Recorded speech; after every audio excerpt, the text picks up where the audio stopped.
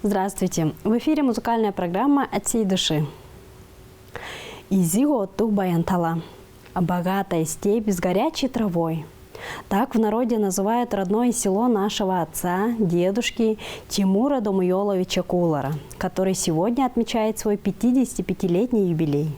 Много лет он проработал водителем администрации Кызылского района. Сейчас наш дорогой человек трудится в районном управлении культуры. Его трудолюбие, ответственность, юмор и легкость в общении заслужили ему уважение коллег и земляков. Добросовестный труд Тимура Домуйоловича отмечен многочисленными наградами.